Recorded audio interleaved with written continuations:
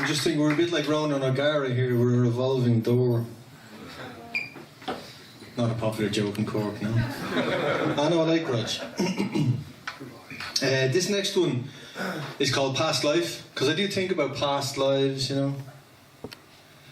And I don't know if this happens. Oh, by the way, this one completely hinges on the last line, so hopefully I'll make it that far. I don't know if this happens to other people, but it happens to me with alarming frequency.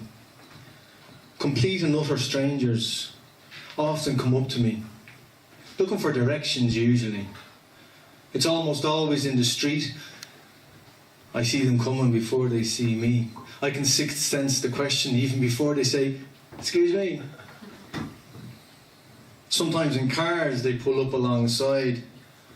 I flinch just an inch as down the window slides. He leans across, I lean in. A grimace of inquiry, I point with my chin. Or pull back a second, do my best frown, wonder how to tell the guy, fuck, he's miles from here now. My beloved thinks it's funny, she often remarks that somewhere on my forehead must be stamped a question mark.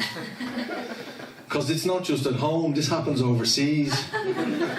On the streets of Hamburg, a polite inquiry. Bitte entschuldigen voice, St. Pauli.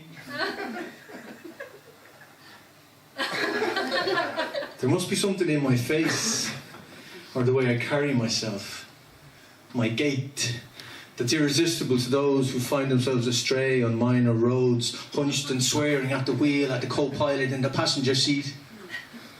And I'm reminded suddenly of a story my mother told me about the first time my parents ever argued publicly. Lost in the circus at Piccadilly, on honeymoon in London in the mid-1960s.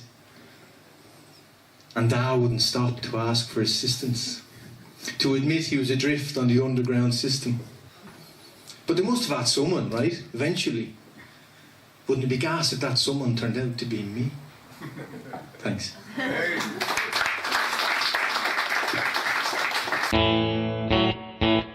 Vinyl Sublime. How's yours? Here's mine. It all starts with the sleeve, 30.43 centimetres square.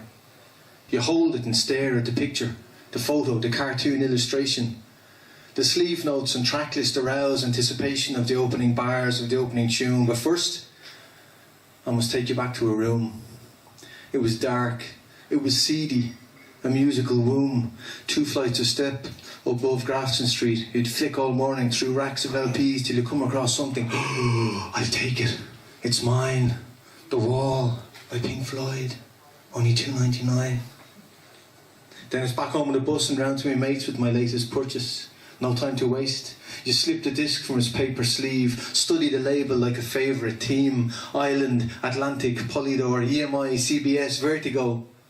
Then you hook the shimmering cut on the spindle. Down at eye level, you poise the fine needle so it drops and hisses and settles itself. And the sound had a smell, ladies and gentlemen.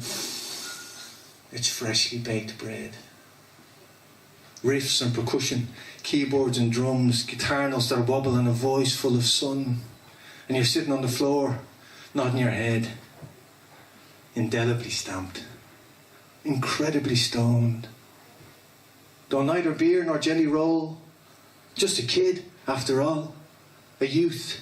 Callow. Virgin. Emerging. Thanks.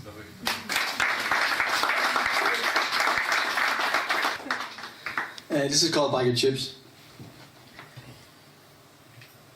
Once upon a time, right, I was browsing online and I came across the following headline: chips.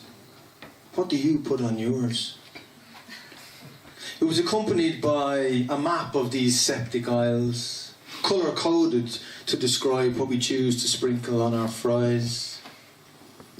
Blue for salt, green for cheese, black for local oddities like battered chips from the West Country.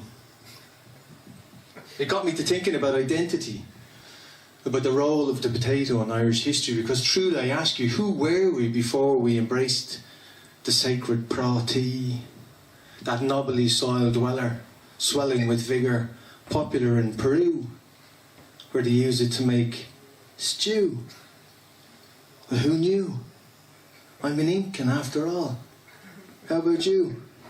And it's not just us. The Brits and the Scots, the rest of Europe love their spuds. We are members, are we not, of a tuberous sort of brotherhood?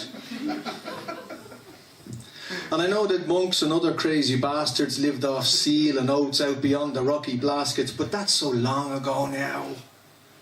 It's easier for me to relate to a visit to the local chippy.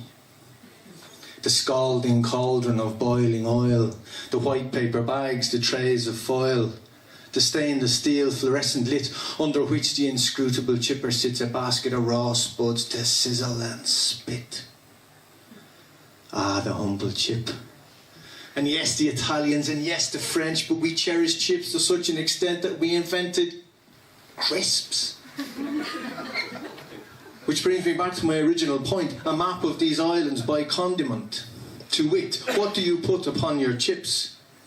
Salt and vinegar, curry sauce, melted cheese, jalapenos, mustard, mayo, mushy peas. Well, you have to accommodate everybody. Fucking gravy. Now you're hungry. So the next time you hold a single in your hands, or even a bag of cheese and onion, consider its origins in a faraway land and extrapolate, if you can, some metaphor for the everyman. Good.